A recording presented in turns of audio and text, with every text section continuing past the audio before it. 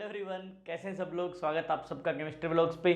मैं डीएन यादव। आप लोग देख रहे हैं इनऑर्गेनिक सुपर सीरीज।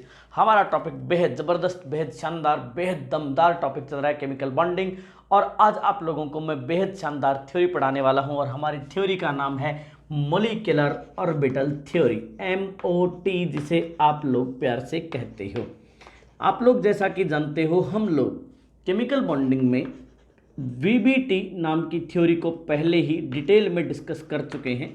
तो VBT के बाद जो मॉडर्न थ्योरी आई, जिसने केमिकल बॉन्डिंग को और बहुत सारी नई चीज़ें दी, वो थ्योरी थी molecular orbital theory.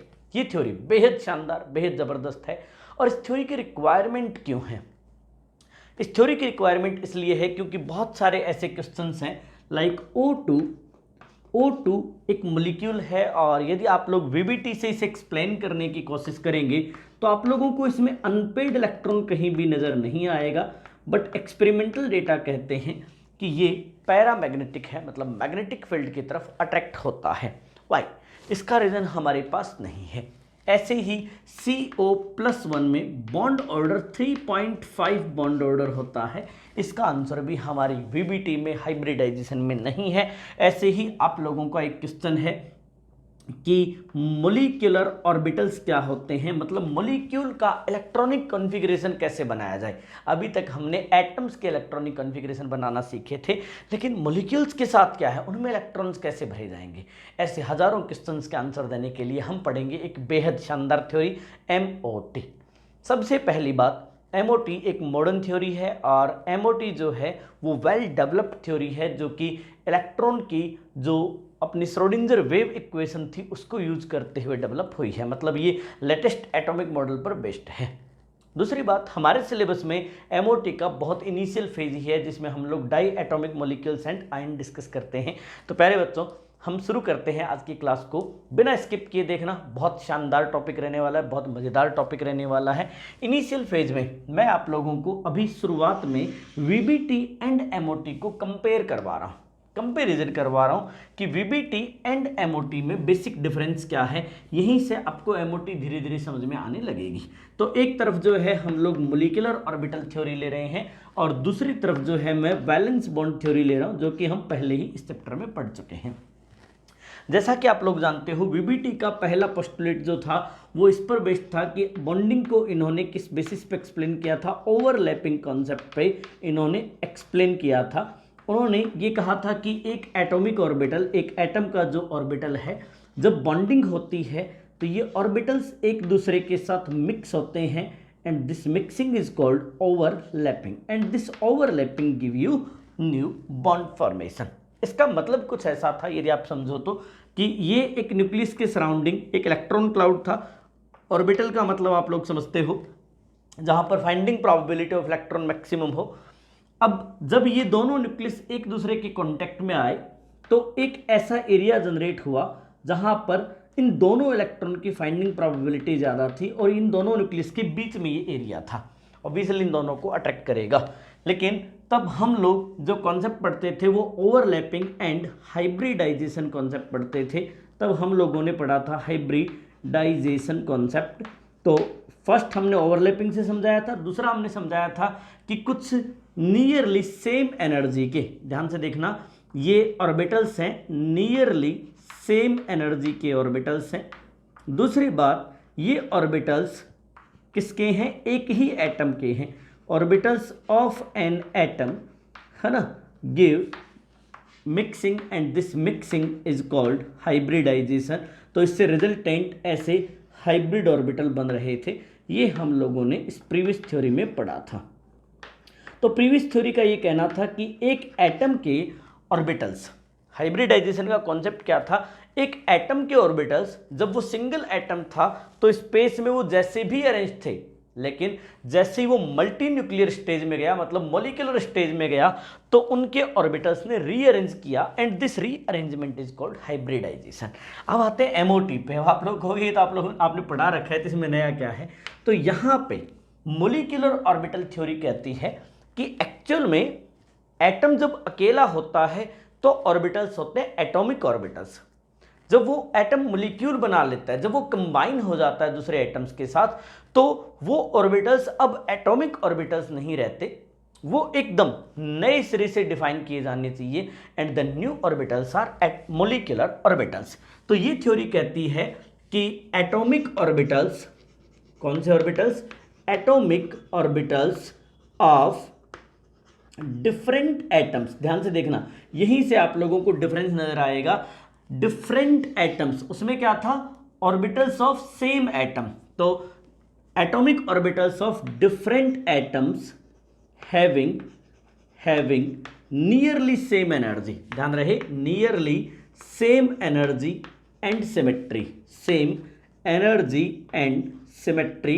And symmetry मतलब जैसे पी पी के साथ होगा तो कौन सा पी पी के साथ होगा? पी एक्स के साथ होगा। इस तरह से सेम एनर्जी, नियरली सेम मतलब आइडेंटिकल होना जरूरी नहीं है, सेम एनर्जी एंड सिमेट्री, है ना, give the new molecular orbitals. ये थ्योरी एकदम अलग सी बात कहती है कि एक्चुअल में जब एटम था, ठीक है, तब एटॉमिक ऑर्बिटल्स थे, लेकिन मोलिक्यूल में आप ऐसे क्यों सोचते हो? फॉर एग्जांपल एक एस ऑर्बिटल है और ये दूसरा एस ऑर्बिटल है, ये दोनों एस ऑर्बिटल जब भी मिक्स होंगे तो ये दो तरीके से मिक्स हो सकते हैं। अब ये जो एक्सप्लेनेशन था, ये थ्योरी है, इसी का पार्ट है LCAO, linear combination of atomic orbitals, जिसे मैं फुल डिटेल में आप लोगों को भी पढ़ाऊंगा। तो इसका ये कहना था कि जब एटम अकेला था तो ऑर्बिटल का सीन क्या था? उसे एक न्यूक्लियस को संभालना था, तो उस न्यूक्लियस के सराउंडिंग में कहीं ना कहीं फाइंडिंग प्रोबेबिलिटी, एज्यूम दैट ये एक एस ऑर्बिटल है, तो स्फेरिकल एरिया में फाइंडिंग प्रोबेबिलिटी मैक्सिमम थी। लेकिन जब ये मॉलिक्यूल बना लेंगे, जब ये मॉलिक्यूल बना लेंगे तो ये ऑर्बिटल मिक्स होकर एक नए टाइप का ऑर्बिटल बनाएगा। यदि इस ऑर्बिटल में finding probability between nucleus increase होती है तो इसे कहते हैं हम बॉन्डिंग मॉलिक्यूलर ऑर्बिटल। क्योंकि बॉन्डिंग मतलब बॉन्ड बनाने वाला, बॉन्डिंग MO मतलब मॉलिक्यूलर ऑर्बिटल। ऑब्वियसली इसने न्यूक्लियस के बीच में एक इलेक्ट्रॉन क्लाउड क्रिएट किया जहां पर हाईएस्ट डेंसिटी है। अब ये एक नया ऑर्बिटल है, आप अच्छे से समझो what is the basic difference. हम यहां कह रहे थे ओवरलैपिंग या रीअरेंजमेंट ऑफ ऑर्बिटल्स, हम यहां बात कर रहे हैं कि generation of new orbitals. Quite एकदम आप लोग देख रहे हो, एकदम डिफरेंट, एकदम नया ऑर्बिटल बना। ये पहले ऐसा था क्योंकि ये अकेले थे। जैसे इसका केमिकल एनवायरनमेंट चेंज होगा, जैसे ये मॉलिक्यूलर स्टेज में जाएगा, तो न्यूक्लियस के बीच में एक एरिया में यदि इलेक्ट्रॉन डेंसिटी की फाइंडिंग प्रोबेबिलिटी बढ़ती है, इसका मतलब ये बॉन्डिंग होंगे, ये हमेशा लोअर एनर्जी के होते हैं, ये हमेशा लोअर एनर्जी के होते हैं क्योंकि ये अट्रैक्शन डेवलप करवाते हैं। एक और पॉसिबिलिटी हो सकती है कि ये दोनों के दोनों कुछ इस तरह से सेट हों कि ये पूरा ऑर्बिटल जस्ट अपोजिट डायरेक्शन में चला जाए, मतलब ये फाइंडिंग प्रोबेबिलिटी जो है वो न्यूक्लियस के बीच में क्या हो जाए? डिक्रीज हो जाए। न्यूक्लियस के बीच में फाइंडिंग प्रोबेबिलिटी डिक्रीज हो जाए तो न्यूक्लियस के बीच में रिपल्सन क्रिएट करेगा, और इन्हें कहते हैं हम एंटी बॉन्डिंग। इन्हें हम क्या कहते हैं? Anti bonding molecular orbitals. जैसे एटॉमिक ऑर्बिटल का नेम है NS, ऐसे यहाँ पे इसे सिग्मा NS कहा जाएगा, इसे सिग्मा स्टार NS कहा जाएगा। तो मॉलिक्यूलर ऑर्बिटल्स जो हैं इनके नेम रखे जाते हैं सिग्मा, है ना, बॉन्डिंग के लिए, सिग्मा स्टार एंटी बॉन्डिंग के लिए, पाई स्टार एंटी बॉन्डिंग के लिए, जहाँ स्टार लगा हो वहाँ पे anti bonding, delta star anti bonding के लिए। इस तरह के मॉलिक्यूलर ऑर्बिटल्स के नेम होते हैं। तो आप लोगों को एक बेसिक सी चीज समझ में आई होगी, what is the basic difference between molecular orbital theory and valence bond theory. Valence bond theory का कहना है कि एक ही एटम के, ध्यान से सुनना, मैं बहुत फोकस कर रहा हूं इस पे, एक ही एटम के नियरली सेम एनर्जी के ऑर्बिटल्स मिक्स होते हैं and they give you new hybrid orbitals. It means orbitals rearrange according to new chemical environment. और MOT कहती है कि एटम जब था तब एटॉमिक ऑर्बिटल थे, लेकिन जब बॉन्डिंग होती है तो डिफरेंट एटम्स के, यहां पे डिफरेंट पे मैंने अंडरलाइन किया है, डिफरेंट एटम्स के नियरली सेम एनर्जी वाले ऑर्बिटल्स मिक्स होते हैं। ये ऑर्बिटल्स एक्चुअल में एटॉमिक ऑर्बिटल्स हैं। ये जो ऑर्बिटल्स आप लोग देख रहे हो बिफोर मिक्सिंग, ये एटॉमिक ऑर्बिटल्स हैं, और इनकी मिक्सिंग से जो रिजल्टेंट, जो नए बनते हैं, वो मॉलिक्यूलर ऑर्बिटल्स होते हैं। तो प्यारे बच्चों, एक बेसिक आप लोगों को समझ में आ गया होगा, हर थ्योरी का अपना एक बेसिस होता है। मॉलिक्यूलर ऑर्बिटल थ्योरी का बेसिस है कि नए ऑर्बिटल हमेशा कैसे होंगे, मॉलिक्यूलर ऑर्बिटल होंगे। इनका अरेंजमेंट, इनका सिस्टम, इनके इलेक्ट्रॉन्स को फिल करना, ये सब आप लोगों को नए सिरे से सोचना चाहिए। तो पता है हम लोग क्या इंटरेस्टिंग पढ़ने जा रहे हैं, सबसे ज़्यादा इंटरेस्टिंग ये है कि हम मॉलिक्यूल्स के इलेक्ट्रॉनिक कन्फिग्रेशन पढ़ेंगे। मतलब हम ये सीखेंगे कि मॉलिक्यूल्स में अनपेड इलेक्ट्रॉन है या नहीं है, वो रिलेटिवली कितना स्टेबल है, कितना अनस्टेबल है। फॉर एग्जाम्पल, जैसे कि आप लोगों को मैंने ऐसे बताया था, अब ये O2 negative, O2 positive, O2 2 positive, ऐसी स्पीसीज में रिलेटिव स्टेबिलिटी का ऑर्डर क्या होगा, बॉन्ड ऑर्डर का ऑर्डर क्या होगा, इनमें से कौन कौन सी पैरामैग्नेटिक होगी, डायमैग्नेटिक होगी, ये सब हमारे सिलेबस में है। तो बच्चों सबसे पहले शुरू करते हैं पोस्टुलेट्स ऑफ एमओटी, हमारी सीक्वेंस ही रहेगी। इसके बाद हम LCAO, gerade, ungerade, molecular orbital, and इसके बाद हम electronic configuration, energy level, order, सब कुछ सीखने वाले हैं। बेहद शानदार। आप लोगों का जेई एडवांस्ड लेवल भी प्रॉपरली क्लियर नहीं हो जाए तो मेरे को बता देना, एक छोटा सा टॉपिक नहीं छोड़ूंगा। और मेरा प्रॉमिस है पक्का कि आप लोगों को यूट्यूब पे ये सब कहीं भी नहीं मिलने वाला है इतना डिटेल में। तो प्यारे बच्चों एक स्क्रीनशॉट लीजिए, फिर हम आगे बढ़ते हैं। तो प्यारे देशवासियों, एमओटी के पोस्टुलेट्स पे आ जाते हैं। एमओटी ने क्या क्या पोस्टुलेट्स दिए, तो स्टार्ट करते हैं पोस्टुलेट फर्स्ट से, पोस्टुलेट्स ऑफ एमओटी। सबसे पहला पोस्टुलेट यही है कि orbitals of different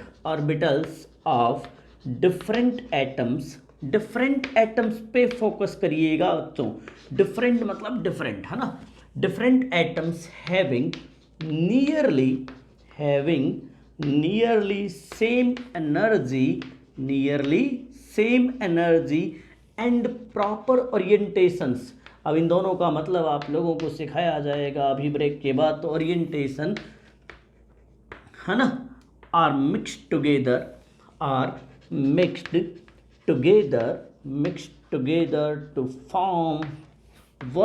form new molecular orbitals. Basic difference क्या है, तो अभी आप लोग यही बात कर रहे थे। आप लोग कंपैरिजन कर करके पढ़िए ताकि आप लोगों को बढ़िया से समझ में आए कि जब आप लोगों का एक 1s ऑर्बिटल होगा, जब ये दूसरे 1s ऑर्बिटल से 1s के साथ, क्यों, क्योंकि इनकी एनर्जी क्या होनी चाहिए, नियरली सेम होनी चाहिए।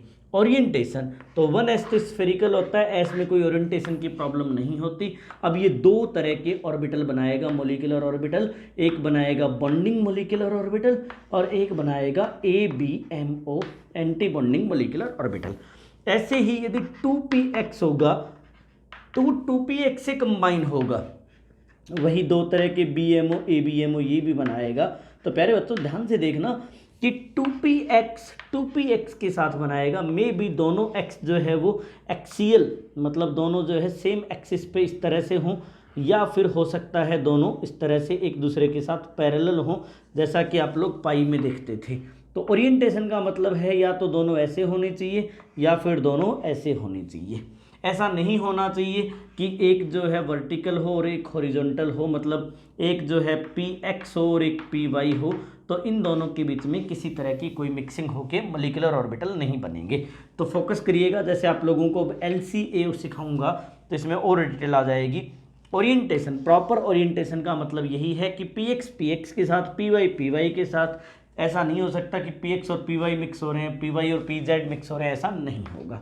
दूसरी बात ये है कि जितने नंबर, ये जो सेकंड पोस्टुलेट है वो ये है, जितने number of atomic orbitals, number of AOs मतलब एटॉमिक ऑर्बिटल्स पार्टिसिपेट करते हैं, पार्टिसिपेट इन मिक्सिंग, उतने ही number of molecular orbital form होते हैं, नंबर ऑफ MOs फॉर्म्ड। इसका मतलब है कि जितने ऑर्बिटल आपने पार्टिसिपेट करवाए थे उतने नए बने, कोई ऑर्बिटल डिस्ट्रॉय या क्रिएट नहीं होता, है ना। ऐसे ही थर्ड पोस्टुलेट ये है कि मॉलिक्यूलर ऑर्बिटल के टाइप्स कितने होते हैं। तो टाइप्स ऑफ मॉलिक्यूलर ऑर्बिटल्स, इतनी देर में आप लोग ये तो समझ ही गए होंगे। वैसे ही तीन तरह के होते हैं, एक होते हैं BMO बॉन्डिंग मॉलिक्यूलर ऑर्बिटल, एक होते हैं नॉन बॉन्डिंग मॉलिक्यूलर ऑर्बिटल, एक होते हैं anti bonding molecular orbital. ABMO, NBMO, BMO मतलब bonding molecular orbital, non bonding molecular orbital, anti bonding molecular orbital. And next postulate ये है बच्चों कि इलेक्ट्रॉन्स आर फिल्ड इन, क्योंकि अब नए ऑर्बिटल हैं, मोलिकुलर ऑर्बिटल हैं, in molecular orbitals same as atoms.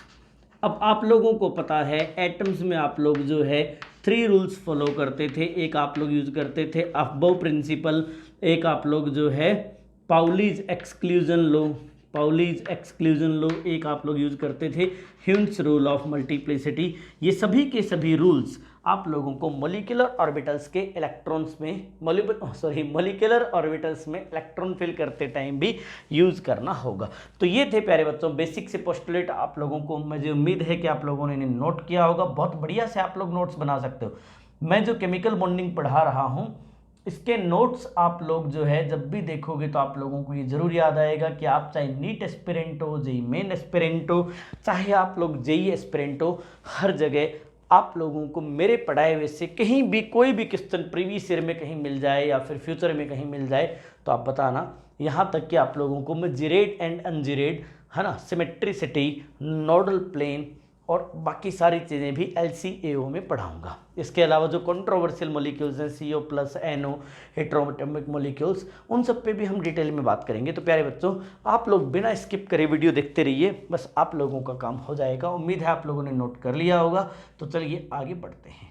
तो प्यारे बच्चों अब हम रियल MOT पे आ चुके हैं। अब हम लोग जो है गजब का टॉपिक पढ़ने वाले हैं MOT में। अब हम डीप में गोता लगाने वाले और हमारा टॉपिक है LCAO, linear combination of atomic orbitals. Linear combination of atomic orbitals. AO जो है एटॉमिक ऑर्बिटल्स हैं। सबसे पहली बात ये जो है ये किस पर बेस्ड है? Based on Sai. साई आप लोग जानते हो, आप लोगों ने स्ट्रक्चर ऑफ एटम में पढ़ा होगा। साई का मतलब होता है वेव फंक्शन, किसी एक इलेक्ट्रॉन वेव का वो फंक्शन जो उससे रिलेटेड एनर्जी, उससे रिलेटेड फाइंडिंग प्रोबेबिलिटी, उससे रिलेटेड एम्पलीट्यूड, इन सब की इंफॉर्मेशन रखता है। तो आप लोग जानते हो कि जब भी एटॉमिक ऑर्बिटल्स मिक्स होंगे तो ड्यूरिंग मिक्सिंग ऑफ ऑर्बिटल्स मतलब आप लोग जो है वो एटॉमिक ऑर्बिटल से जब क्या बनाओगे, मोलिकुलर ऑर्बिटल बनाओगे, तो there are 2 cases. First case ये हो सकता है कि व्हेन ऑर्बिटल्स और आप लोग ये कह सकते हो व्हेन वेव्स, क्योंकि हम यहाँ पर इलेक्ट्रॉन को वेव मान रहे हैं, तो when electron waves are in phase का मतलब है। तो ऐसा मानिए प्यारे बच्चों कि ये एक एटॉमिक ऑर्बिटल है और ये दूसरा एटॉमिक ऑर्बिटल है। इन दोनों एटॉमिक ऑर्बिटल में यहाँ पे जो इलेक्ट्रॉन वेव है वो आप लोगों को ऐसी नज़र आ रही है। इसके लिए इस एटॉमिक ऑर्बिटल के लिए हम लोग ले लेते हैं साई A और इसके लिए वेव फंक्शन ले लेते हैं साई B। ध्यान से देखना, बहुत प्यारा टॉपिक है। अब ऐसे ही जो दूसरा ऑर्बिटल है, दूसरे ऑर्बिटल का जो इलेक्ट्रॉन वेव है वो सेम फेज में है। सेम फेज का मतलब क्रेस्ट के ऊपर क्रेस्ट है, ट्रफ के मतलब ऊपर ट्रफ है ना।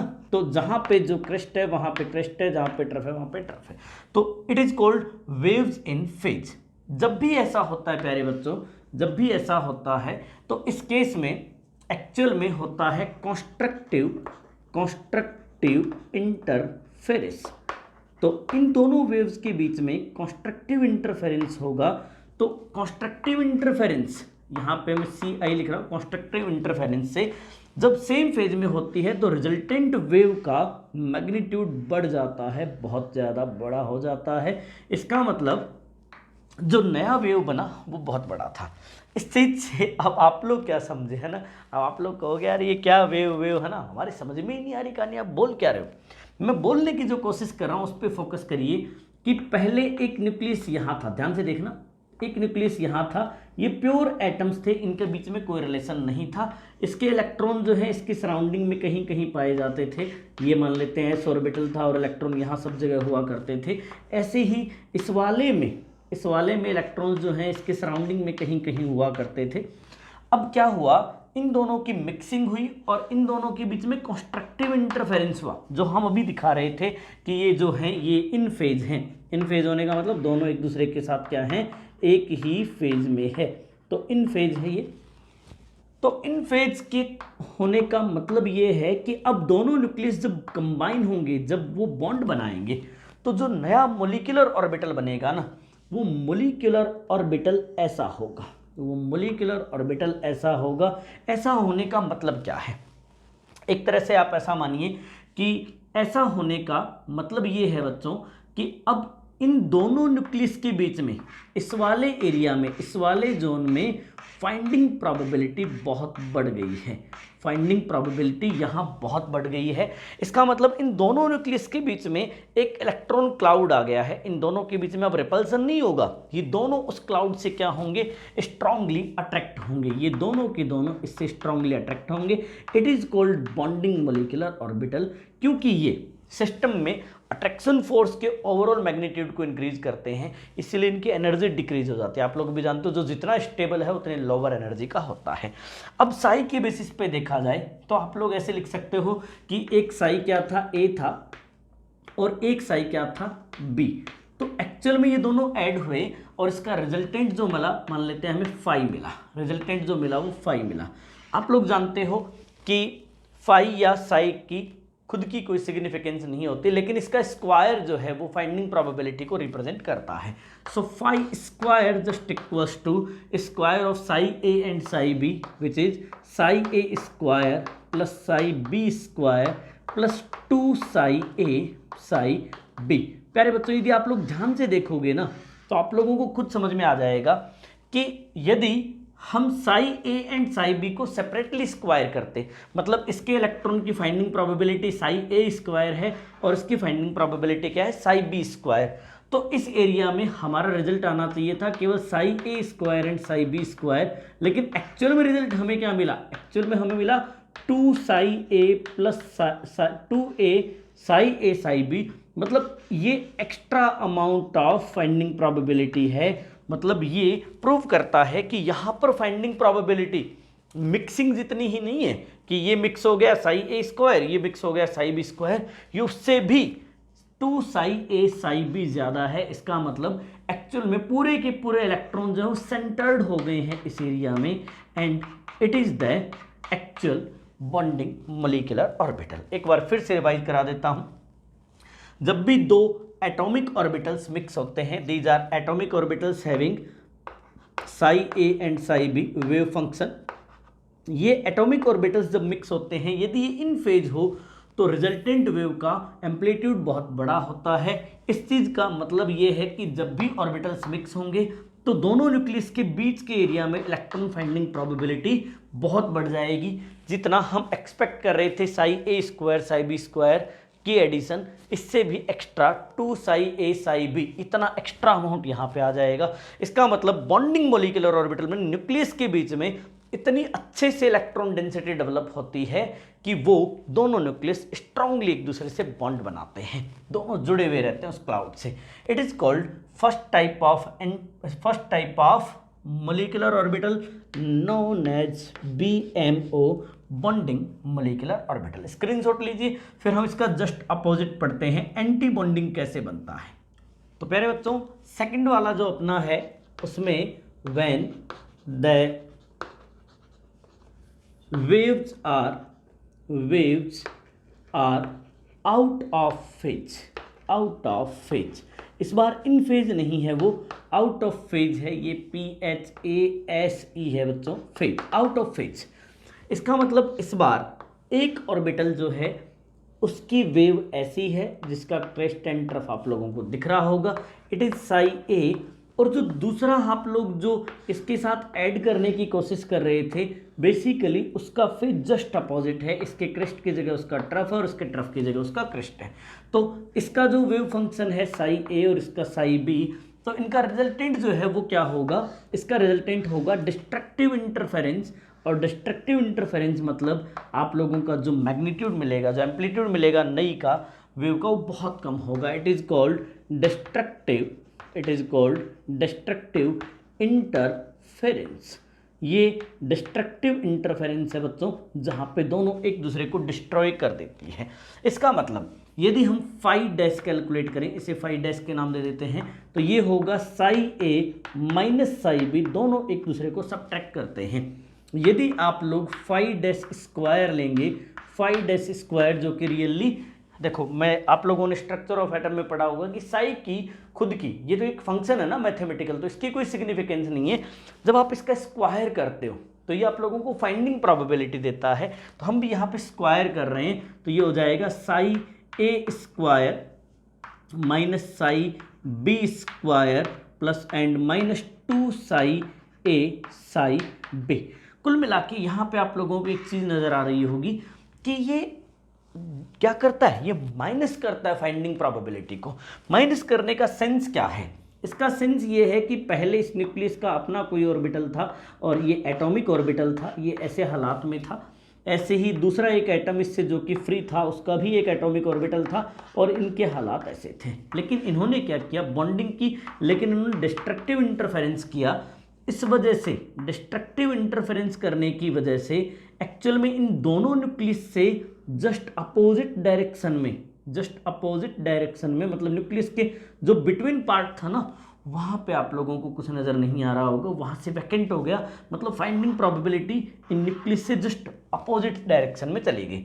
इस वजह से यहाँ पे आप लोग देख रहे होंगे दोनों न्यूक्लियस नेक्ड हो गए, दोनों के बीच में स्ट्रॉन्ग रिपल्सन, दोनों के बीच में स्ट्रॉन्ग रिपल्सन क्रिएट होगा और ये रिपल्सन जो है इसकी एनर्जी को बहुत बढ़ा देगा, मतलब ये हाई एनर्जी ऑर्बिटल होंगे, ये हाई एनर्जी ऑर्बिटल होंगे। आप लोग स्पष्ट देख सकते हो कि दो न्यूक्लियस ये थे, इनके सराउंडिंग में बहुत सारे इलेक्ट्रॉन क्लाउड थे, लेकिन जब ये एंटी बॉन्डिंग ऑर्बिटल बना, जब वेव्स ऐसी थी जो आउट ऑफ फेज थी, वो एक दूसरे के इंटरफेरेंस में आई, तो वहाँ पर इन दोनों न्यूक्लियस के बीच का जो फाइंडिंग प्रोबेबिलिटी था इलेक्ट्रॉन का, जो होने की जो पॉसिबिलिटीज़ थी, वो क्या हो गई, कम हो गई, वो डिक्रीज हो गई, मतलब दोनों इलेक्ट्रॉन दूर चले गए।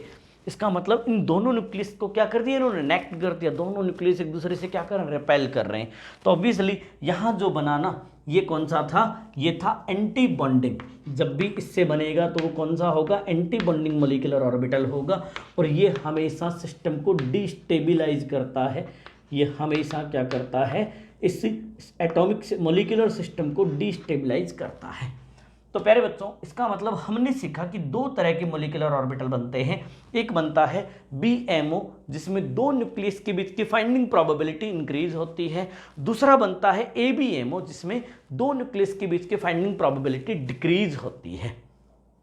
मैं पक्का बता रहा हूँ, आप लोगों में से कईयों को समझ में नहीं आ रहा होगा, लेकिन आप लोग जानते हो, क्योंकि मैं आप लोगों को डेप्थ में लेके जा रहा हूँ, प्रॉपर टॉपिक को पढ़ा रहा हूँ। और मैं आपको बताऊँ कि जितने भी लेटेस्ट आप लोग क्वेश्चन देखोगे जी एडवांस में, उन सब में आप लोगों को MOT जरूर मिलेगी, ऑर्गेनिक में, इनऑर्गेनिक में, यहाँ तक कि इलेक्ट्रोफिलिक एडिशन मैकेनिज्म में ऑर्गेनिक में MOT घुसी रहती है। MOT हर जगह है, क्योंकि ये मॉडर्न थ्योरी है, लेटेस्ट थ्योरी है, और ये बहुत वेल डेवलप्ड है। हम तो इसका बहुत नन्हा सा पार्ट पढ़ते हैं। तो बच्चों, आप लोगों को उम्मीद है कि दो तरह के ऑर्बिटल समझ में आ गए होंगे। आप लोगों को ये समझ में आया होगा कि यदि वेव्स इन फेज होगी तो हमें मिलेगा BMO, और इसमें क्या होगा, कंस्ट्रक्टिव इंटरफेरेंस। और यदि वो आउट ऑफ फेज होगी, मतलब जस्ट अपोजिट बना दीजिएगा इसे, तो इस टाइम होगा क्या, ABMO का फॉर्मेशन। ABMO बहुत हाई एनर्जी का होता है, BMO लोअर एनर्जी का होता है। प्यारे बच्चों, स्क्रीनशॉट लीजिए, नोट्स बनाइए प्रॉपर। केमिकल बॉन्डिंग आप लोगों के जीवन की दिशा और दशा दोनों बदल देगा, ये मेरा पक्का प्रॉमिस है, इसे हल्के में मत लेना। तो बच्चों, आप लोगों को दो नए टर्म्स यहाँ पे मैं इंट्रोड्यूस करवाने जा रहा हूँ। एक है जिरेड एंड दूसरा है अनजिरेड मॉलिक्यूलर ऑर्बिटल्स, है ना। अब आप लोग कहोगे यार दुनिया भर के टर्म्स क्या सिखाए जा रहे हो, तो एक होता है अनजिरेड और दूसरा होता है जिरेड मॉलिक्यूलर ऑर्बिटल्स।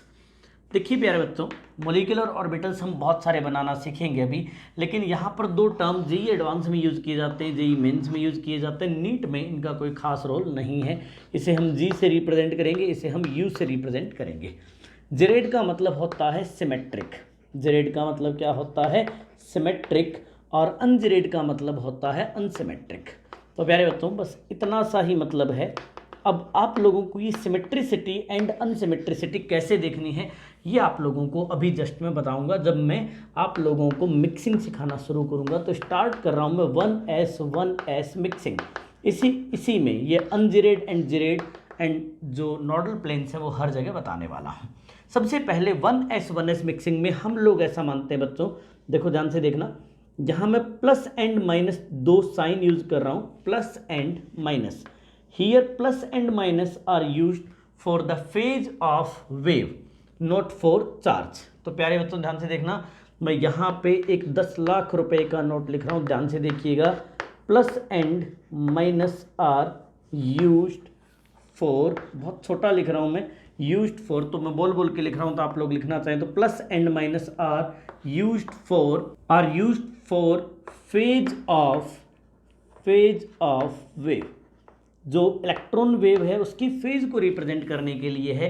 दो प्लस है इसका मतलब सेम फेज, एक प्लस और एक माइनस है मतलब अपोजिट फेज है ना। प्लस एक अलग फेज है, माइनस एक अलग फेज है। दोनों ही प्लस ऑर्बिटल्स होने का मतलब है बोथ आर इन फेज, और यहाँ पे होगा कंस्ट्रक्टिव इंटरफेरेंस, CI मतलब कंस्ट्रक्टिव इंटरफेरेंस। और यहाँ जो ऑर्बिटल बनेगा बच्चों, जो मोलिकुलर ऑर्बिटल बनेगा वो कैसा होगा, द मोलिकुलर ऑर्बिटल, ये है सिग्मा मोलिकुलर ऑर्बिटल, ये है अपना 1s, ये है 1s। प्यारे बच्चों ये अपना सिग्मा मोलिकुलर ऑर्बिटल हो गया, ठीक। अब देखो यहाँ पे जिरेड एंड अनजिरेड का क्या मतलब है। These are not nucleus. पहले मैं जब सिखा रहा था अभी 2 मिनट पहले, तो मैं आप लोगों को सिखा रहा था कि ये न्यूक्लियस हैं। अब आप लोग यहाँ पे देखिएगा ये प्लस और ये प्लस, एक्चुअल में हम बात कर रहे हैं कि ये दो फेज थे वेव के और दोनों सेम फेज थे, ये भी उसी फेज में था। इस प्लस का मतलब ये जिस फेज में था, इसका मतलब ये भी प्लस है, मतलब ये भी सेम फेज में है। अब जिरेड एंड अनजिरेड कैसे फाइंड आउट करना है, इन दोनों न्यूक्लियस की, we know that nucleus are here, इन दोनों न्यूक्लियस के सेंटर पे यहाँ से कोई भी एक लाइन खींचिए और इसे ले चलिए दोनों तरफ, ध्यान से देखना, इसे ले चलिए दोनों तरफ, ऐसे इस लाइन को कहीं भी लेके जाइए। यदि सेम पॉइंट पे आप लोगों को सेम चार्ज दिख रहा है, सेम यदि फेज नज़र आ रही है, मतलब यहाँ भी प्लस फेज है, यहाँ भी प्लस फेज है, मतलब दो अपोजिट कॉर्नर पे सेम फेज नज़र आ रही है, तो ये जिरेड होगा। तो मैं यहाँ पे लिख रहा हूँ जिरेड। मैं फिर बता रहा हूँ, किसी एक ऑर्बिटल में, ये मोलिकुलर ऑर्बिटल है और ये दोनों न्यूक्लियस हैं, यदि इन दोनों न्यूक्लियस के सेंटर से एक लाइन आप लोग खींचते हो, यहाँ पे माइनस आया, यहाँ पे माइनस आया, तो ये जिरेड है। यदि यहाँ पे माइनस आया, यहाँ पे माइनस आया, तो ये जिरेड है। ऐसे यहाँ पे प्लस और यहाँ पे प्लस आया, तो ये जिरेड है, मतलब सिमेट्रिक है। यदि फेज इस पॉइंट से कहीं भी आप जाते हो, यदि सेम आप लोगों को फेज मिलती है अपोजिट डायरेक्शन में, जैसे सेंटर ऑफ सिमेट्री में आप लोग देखते हो, देन इट इज जिरेड। तो ये सिग्मा मोलिकुलर ऑर्बिटल है, जिरेड है। ऐसा तब भी होता जब मैं माइनस फेज वाला एक एस ऑर्बिटल दूसरे माइनस फेज वाले एस ऑर्बिटल के साथ इंटरफेरेंस होता, तब भी कंस्ट्रक्टिव CI मतलब कंस्ट्रक्टिव इंटरफेरेंस होता, तब भी ये जिरेड ऑर्बिटल बनता। ये आप लोगों का न्यूक्लियस है इस बार, और आप लोग यहाँ पे रिप्रेजेंट करोगे कि यहाँ पे हर जगह माइनस ही है, मतलब ये पूरा फेज कैसा है, माइनस है। तो इसका मतलब ये जो बनेगा यहाँ पे आप लोगों को हर जगह माइनस ही नज़र आएगा, तो ये भी क्या होगा, सिग्मा मोलिकुलर ऑर्बिटल होगा। ये भी कैसा होगा, जिरेड।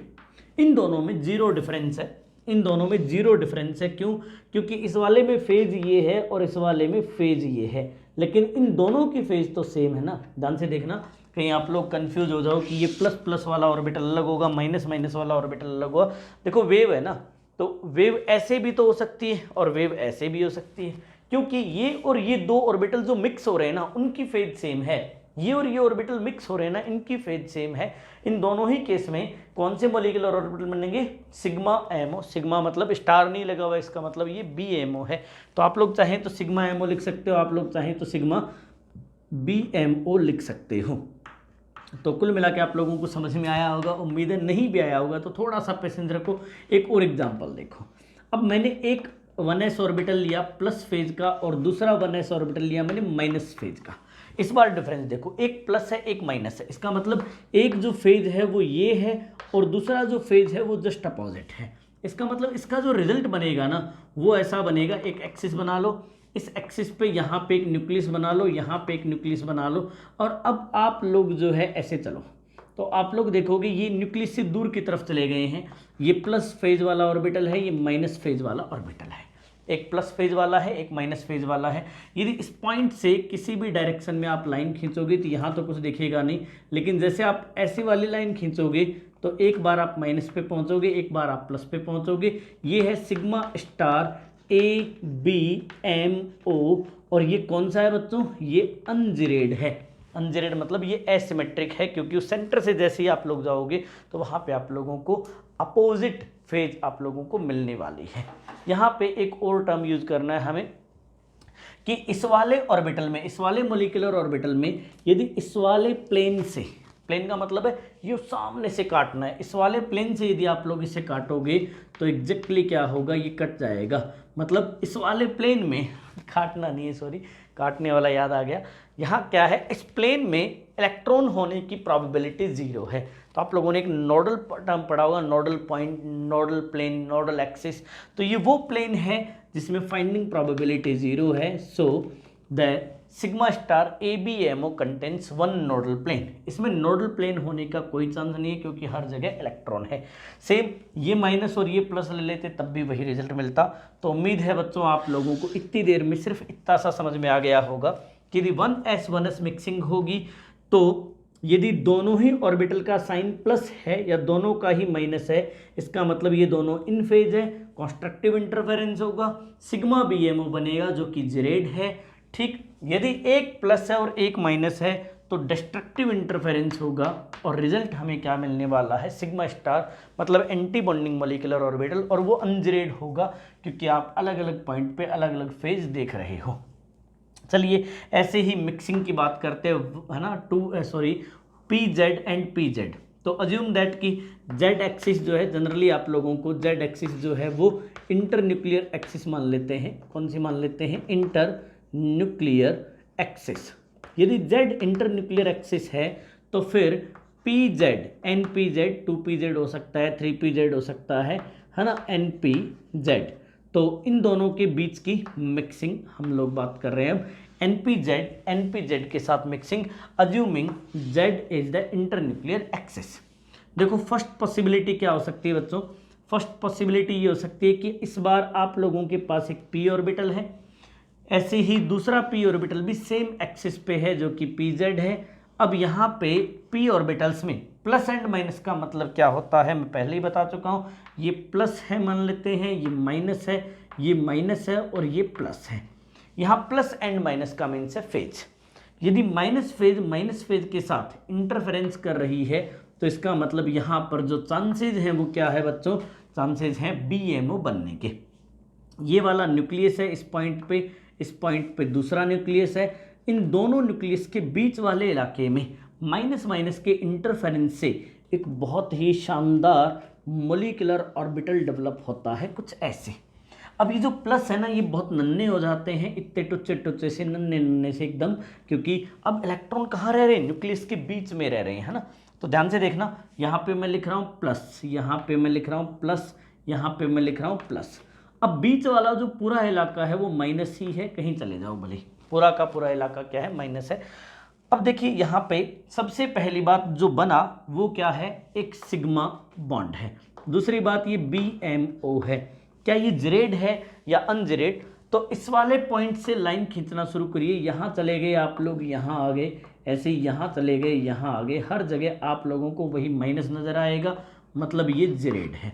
क्या इसमें कोई ऐसा प्लेन आ सकता है बिटवीन द न्यूक्लियस जहाँ पे आप लोगों को फाइंडिंग प्रोबेबिलिटी 0 मिले? नहीं, इसका मतलब इसमें कोई नोडल प्लेन नहीं होगा। अब इसी में सेकंड केस देखते हैं कि अज्यूम दैट हमारा जो ऑर्बिटल है वो वही p ऑर्बिटल है, वही 2pz है, और ऐसे ये एक और 2pz है। अब यहाँ पे प्लस माइनस को मैं बदल देता हूँ, मतलब ये प्लस है, ये माइनस है। अब ये प्लस है और ये माइनस है, मतलब जिनके बीच में इंटरफेरेंस होगा ना बच्चों, वो कैसे होंगे? प्लस एंड माइनस होंगे। तो इस बार आप लोगों को रिजल्ट कैसा दिखेगा? ये अपना एक न्यूक्लियस है, ये दूसरा न्यूक्लियस है। अब दोनों न्यूक्लियस के बीच की जो प्रोबेबिलिटी है ना वो डिक्रीज हो जाएगी, जबकि अपोजिट साइड प्रोबेबिलिटी बढ़ जाएगी।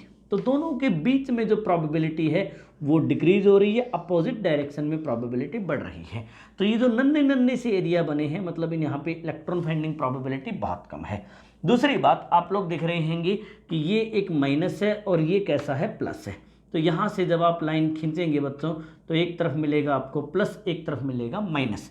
इसीलिए ये है सिग्मा स्टार ABMO, ABMO। और ये कैसा है बच्चों, अनजिरेड, यू का मतलब है अनजिरेड, एसिमेट्रिक है ये।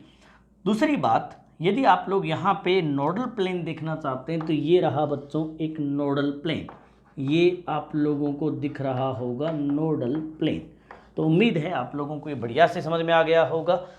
आप लोग देख रहे होंगे 1s मिक्सिंग एंड 2pz या 3pz मिक्सिंग जो है, इसमें सिग्मा बॉन्ड कैसे बनता है, सिग्मा में जेरेड कब होगा, अनजेरेड कब होगा, नोडल प्लेन कहाँ होगा कहाँ नहीं होगा, मैंने समझा दिया। यहाँ पे सबसे पहली बात, ये 5 लाख रुपए का एक नोट है। इस नोट पे भैया इंपॉर्टेंट लिखना मत भूलना कि यहाँ पे प्लस माइनस का मतलब चार्ज से नहीं है, plus and minus means phase.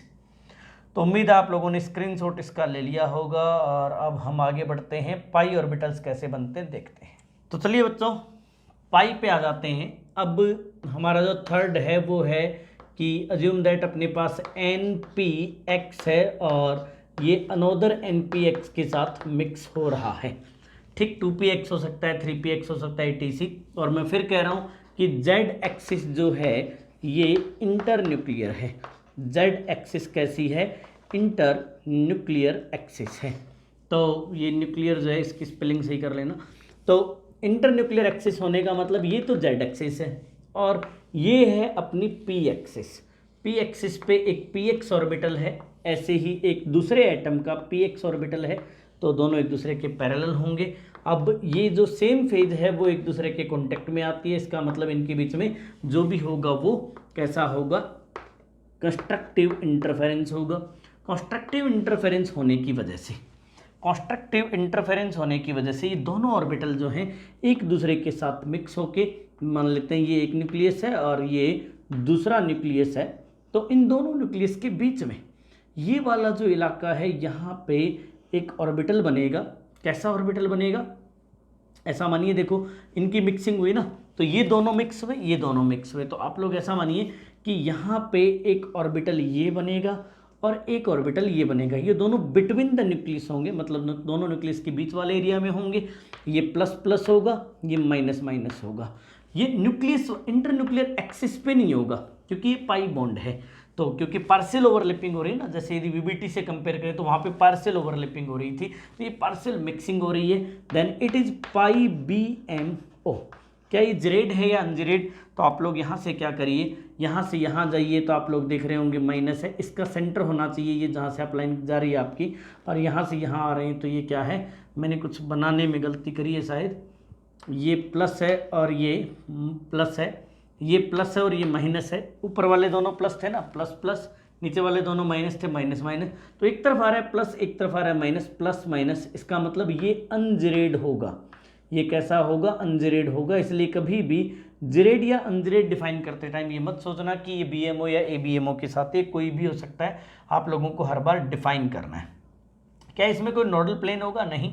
तो ये पहला मेथड हो गया। सेकंड मेथड आप लोग क्या करिए, एक P को कैसा ले लीजिए किसी और फेज में, दूसरे P को किसी और फेज में ले लीजिए, मतलब एक को आप प्लस ले लीजिए, एक को माइनस ले लीजिए। तो ये प्लस ले लिया आपने, ये माइनस ले लिया, ये माइनस और ये प्लस। हम लोग जानते हैं कि इस बार एंटी बॉन्डिंग बनने वाला है, तो ये न्यूक्लियस है, ये न्यूक्लियस है, और ये जस्ट अपोजिट डायरेक्शन में कुछ ऐसे आप लोगों को मिलने वाले हैं। ये इधर की साइड, उधर की साइड कुछ नहीं होगा, ये इधर की साइड और ये प्यारे बच्चों इधर की साइड, है ना। आप लोग देख पा रहे होंगे जस्ट अपोजिट में आप लोग चले गए हों, ये प्लस है, ये माइनस है, ऐसे ही ये माइनस है और ये प्लस है।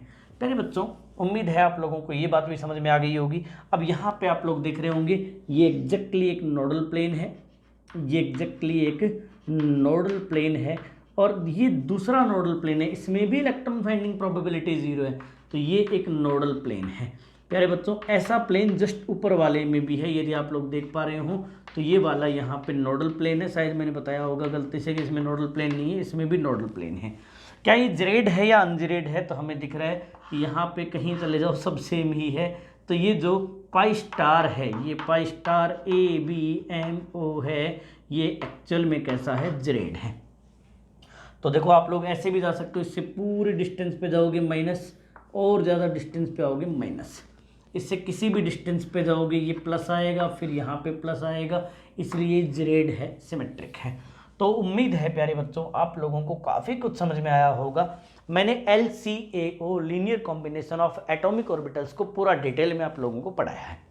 अब हम लोग एक्चुअल में क्या करने वाले हैं? मॉलिक्यूल्स पे काम करने वाले हैं, और मॉलिक्यूल्स में हम लोग एक्चुअल में ऐसे ऐसे काम करेंगे, एनर्जी लेवल डायग्राम बनाएंगे हम लोग। तो एनर्जी लेवल डायग्राम का सीन क्या होता है ये पता है? मतलब ये थ्योरी बस इतनी ही देर टफ थी जितनी देर आप लोगों ने अभी अभी पढ़ी है। जैसे दो हाइड्रोजन एटम है, आपने इनके दोनों की एटॉमिक ऑर्बिटल्स बना लिए, ये एटॉमिक ऑर्बिटल हैं, ये 1s है और ये दूसरा 1s है। इन दोनों की एनर्जी मतलब इस वाली एक्सिस पे आप लोग एनर्जी ले रहे हो, है ना। अब ये दोनों मिक्स होंगे और ये मिक्स होके हमें ग्राफ बनाने एक्चुअल में। तो एक बनेगा बहुत हाई एनर्जी का सिग्मा स्टार ABMO, और ऐसे ही दूसरा जो बनेगा वो बनेगा सिग्मा BMO। जेरेड अनजेरेड यहाँ काम की बात नहीं है, जेरेड अनजेरेड नोडल प्लेन ये सब इनके स्ट्रक्चर की बात है, डायरेक्ट क्वेश्चन आते हैं। अब इनमें इलेक्ट्रॉन कितने कितने हैं? जैसे इसमें 1 इलेक्ट्रॉन है, तो यहाँ एक ऑर्बिटल बन गया, यहाँ एक ऑर्बिटल बन गया। अब इनकी एनर्जी हम लोग जानते हैं, सिग्मा 1s की कंपेरेटिवली सिग्मा स्टार 1s की ज़्यादा है। अब इनमें इलेक्ट्रॉन फिलअप करने, तो हमें ये वाला काम करना है, पता है। मतलब अभी तक जो आप लोगों ने LCAO और जितनी सारी चीज़ें सीखी ना, वहाँ पे हो सकता है आप लोगों को कॉम्प्लेक्स फील हो रहा हो, लेकिन पता है ये थ्योरी इतनी आसान है जो हमारे सिलेबस में एक्चुअल में है। हम यहाँ जो गए थे ना, ये तो हम कॉन्सेप्ट पढ़ने पे चले गए थे, इसलिए आप लोगों को थोड़ा कॉम्प्लेक्स लगा होगा। लेकिन जैसे ही आप लोग क्या करोगे, मतलब अपने अपने 11th-12th वाले एग्जाम्पल करोगे, अपने JEE और नीट के लिए जो एग्जाम्पल्स करोगे वो एकदम गाय जैसे सीधे सरल होंगे, यूं ट्रिक होंगी, यूँ सीधे आंसर आ रहे होंगे, चुटकियों में आप लोग हर एक क्वेश्चन का आंसर दे रहे होंगे। तो आप लोग जो है पजल मत होइएगा, आप लोग ये मत सोचना बोला यार ये जेरेड अनजेरेड पता नहीं क्या क्या बता दिया इस प्राणी ने और हमें ही समझ में यहाँ कुछ आ नहीं रहा है। प्यारे बच्चों, यदि आप लोग नीट एस्पिरेंट हो तो आप लोगों को इस सब की ज़रूरत है ही नहीं। यदि आप लोग बोर्ड एस्पिरेंट हो तब भी ज़रूरत नहीं है, ये ज़रूरत है JEE वालों के लिए, उन्हें तो डिटेल में पढ़ना ही पड़ता है।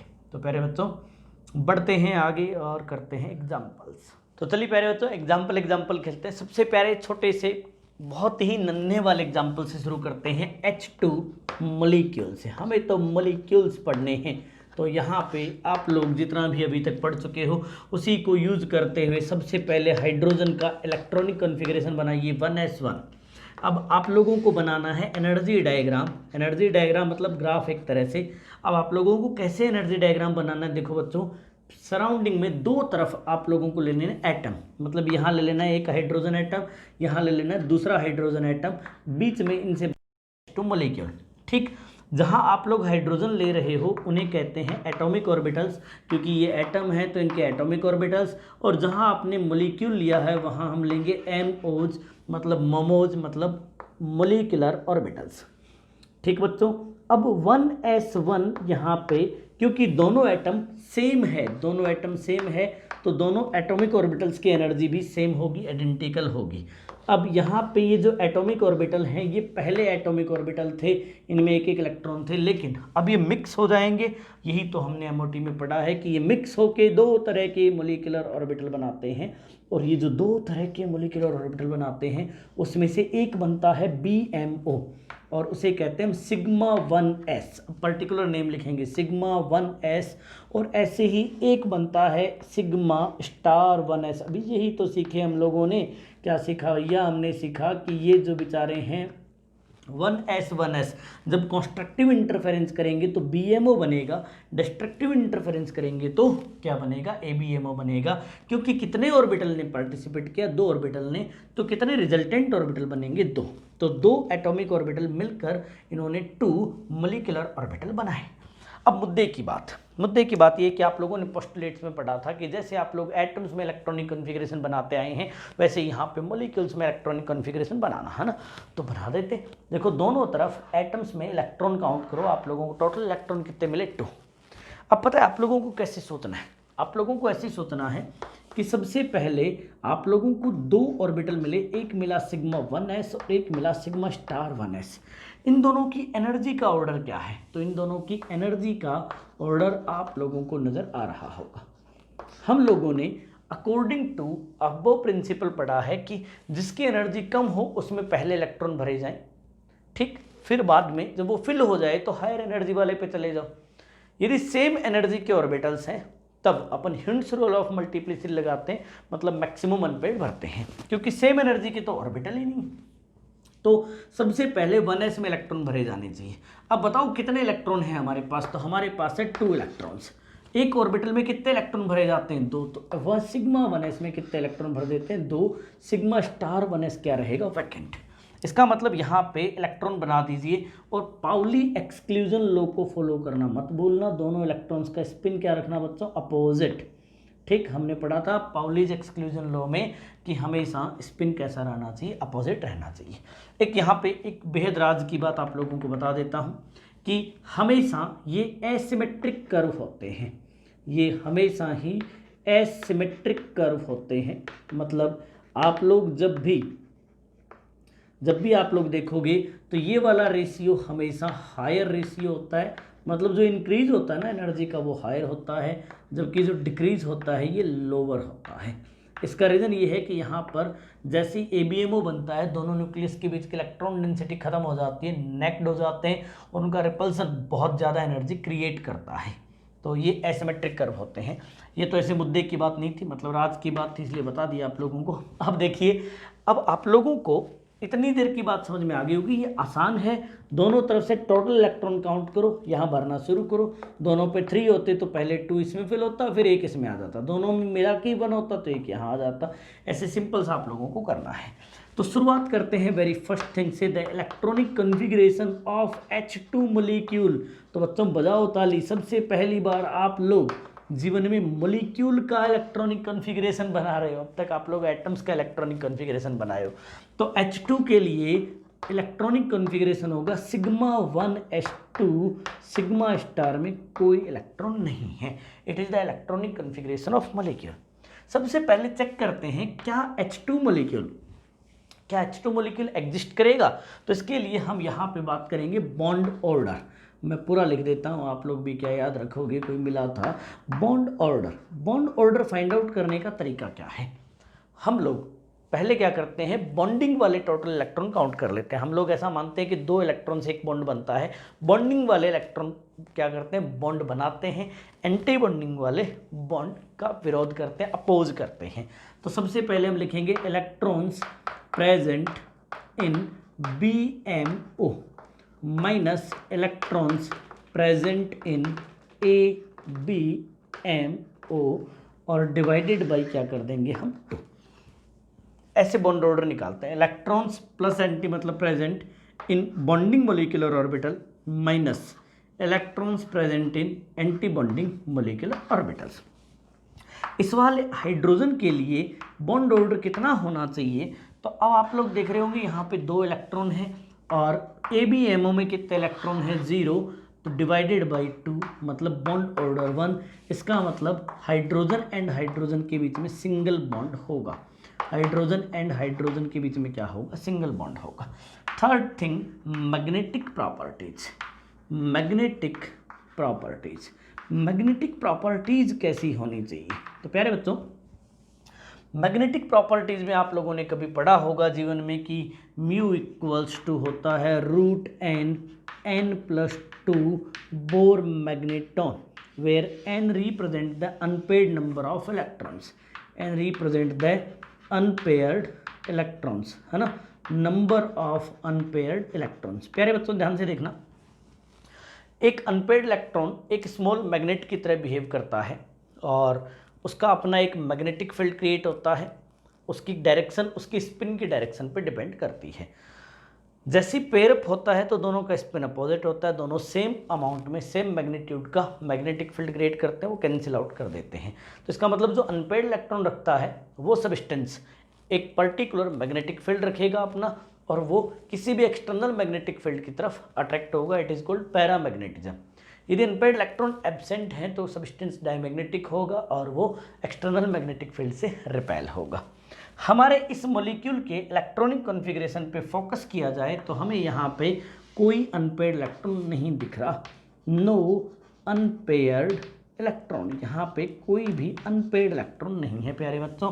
इसका मतलब H2 कैसा होगा, H2 के लिए n = 0, मतलब ये कैसा होगा, diamagnetic nature, H2 diamagnetic nature का होगा। हर एक मॉलिक्यूल या आयन में हमें 3 बातों पे फोकस करना है, bond order, electronic configuration and magnetic properties. ऐसे ही कर्व बनाने हैं।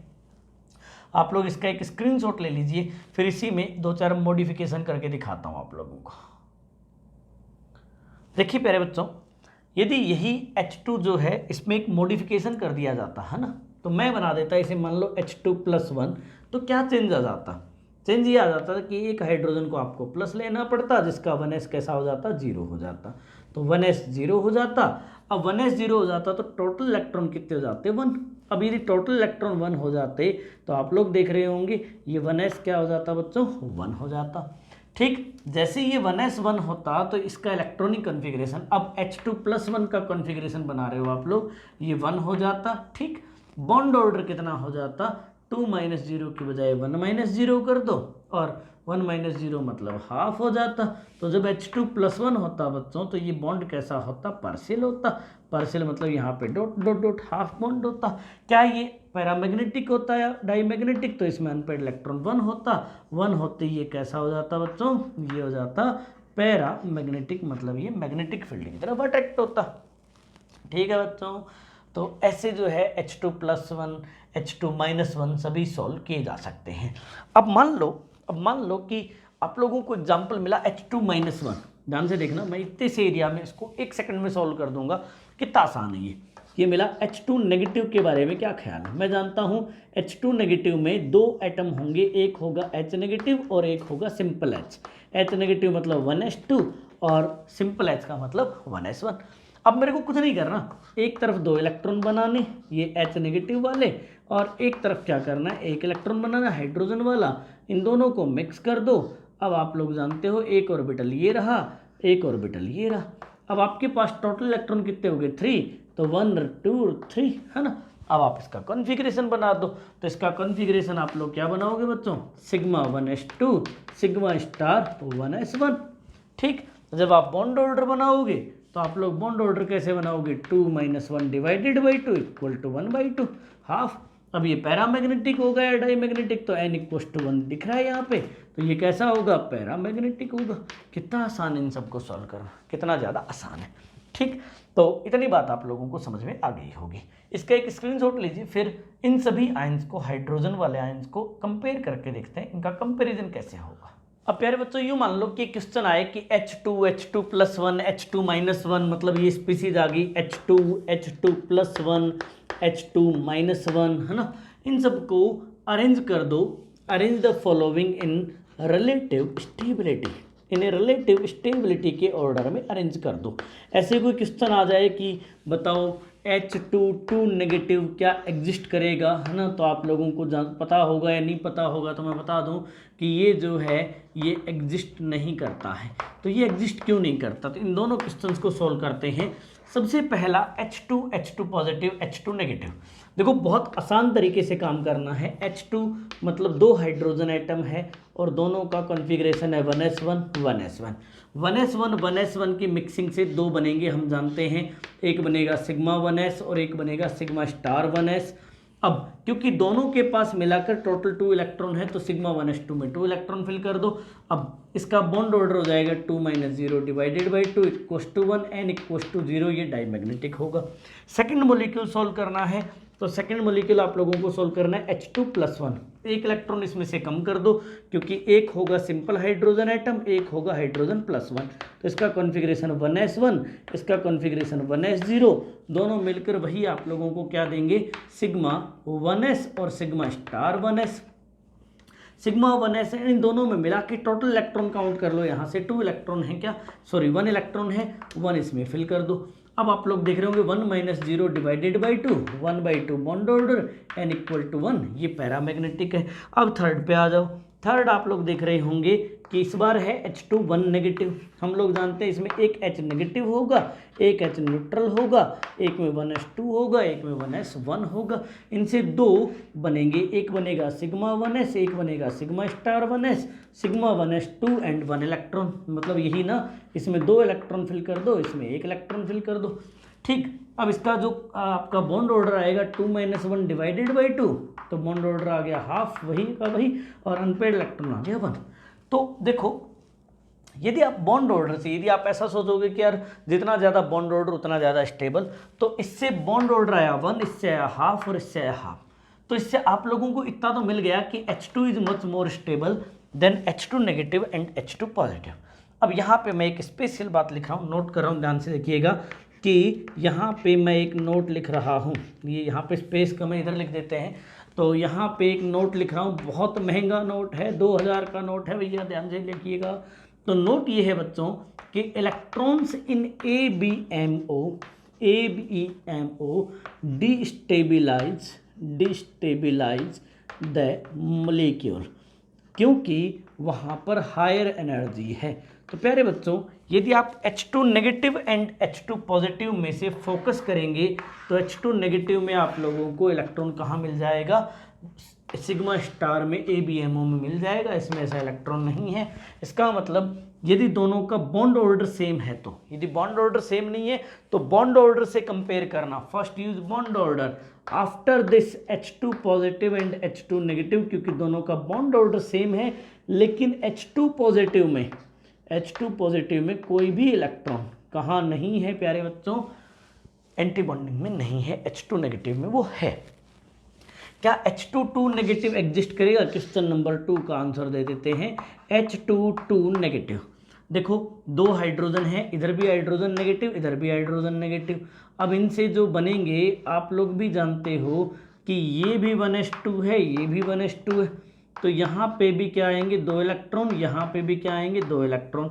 तो कॉन्फ़िगरेशन आएगा sigma 1s2 sigma star 1s2। अब कॉन्फ़िगरेशन आएगा क्या, यदि आप बॉन्ड ऑर्डर फाइंड आउट करोगे तो 2 - 2 डिवाइडेड बाई 2 इक्वल टू 0। इसका मतलब यहाँ पर दोनों के बीच में बॉन्ड ऑर्डर 0 है। जैसे ही बॉन्ड ऑर्डर 0 आए, हटाओ, ये एग्जिस्ट ही नहीं करता, तो इसके इलेक्ट्रॉनिक कॉन्फ़िगरेशन का कोई सेंस नहीं है। तो प्यारे बच्चों, उम्मीद है कि आप लोगों को ये बढ़िया से समझ में आया होगा। आज की क्लास में हम लोगों ने बेसिक कॉन्सेप्ट सीखे हैं MOT के, और काफ़ी एग्जांपल्स मैंने आप लोगों को करवाए। अगली क्लास में बचे हुए एग्जांपल्स करेंगे, है ना, बड़े मॉलिक्यूल्स करेंगे। आसान थ्योरी है, लेकिन बेसिक कॉन्सेप्ट हर कोई नहीं सीखता है। लोग जनरली ट्रिक्स एंड टिप्स पे बात करते हैं, लोग जनरली शोर ज़्यादा मचाते हैं। ज़्यादातर जहाँ तक मैं देखता हूँ, जितने भी लाइव शो होते हैं, वो सब लोग सिर्फ चैटिंग पढ़ के टाइम पास कर रहे होते हैं। तो बच्चों, आप अपना टाइम वेस्ट मत करिए, अपने टाइम को वैल्यू दीजिए। आप लोग यदि स्पेशल बनना चाहते हो, यदि आप लोग मैंगो पीपल नहीं बने रहना चाहते, तो आप लोग एक विशेष बात पे फोकस करिए कि आप दूसरों का एनालिसिस करना बंद करिए। दुनिया में 99.99% से भी ज़्यादा मैंगो पीपल्स होते हैं। These all are mango peoples. Why? क्योंकि वो दूसरों का एनालिसिस करने में अपना टाइम बिताते हैं। प्लीज़ बच्चों, अपना एनालिसिस करिए, सिर्फ अपना एनालिसिस करिए, अपना काम करिए, और ऐसा काम करिए कि आपको रात को नींद अच्छी आए, आपको अंदर से सुकून मिले। जिस दिन अंदर से आवाज़ आए कि यस तूने कर दिखाया, तो इसका मतलब आप जी रहे हो। यदि अंदर से शाम को दर्द हो रहा हो कि यार तूने आज ऐसे टाइम वेस्ट किया, तूने ऐसे टाइम वेस्ट किया, तो उस जीने का कोई खास सेंस नहीं है बच्चों। तो खुशी खुशी जीते रहें, काम करते रहें। और इसका आप लोग जो है एक स्क्रीनशॉट ले सकते हो, क्योंकि आप लोगों को इसमें काफ़ी तरीके सीखने को मिले, हम क्या काम कैसे करते हैं MOT में। इसके अलावा आप लोग जानते हो, हमारी केमिस्ट्री व्लॉग्स जो फैमिली है वो धीरे धीरे समृद्ध होती जा रही है, और आप लोगों की दुआएं रही तो एक दिन हम बहुत समृद्ध हो जाएंगे। मेरा मोटिव यहाँ पे शोर मचाना नहीं है, मेरा मोटिव यहाँ पे ये बताना नहीं है कि हम यहाँ क्या करने वाले हैं। बस मेरा मोटिव है, जैसे मेरे को जितना टाइम मिले मैं मैक्सिमम अपलोड कर सकूँ, मैं मैक्सिमम आप लोगों की हेल्प कर सकूँ। तो प्यारे बच्चों, मिलते हैं अगली क्लास में, तब तक पढ़ते रहिए, हंसते खेलते रहिए। जय हिंद, जय भारत।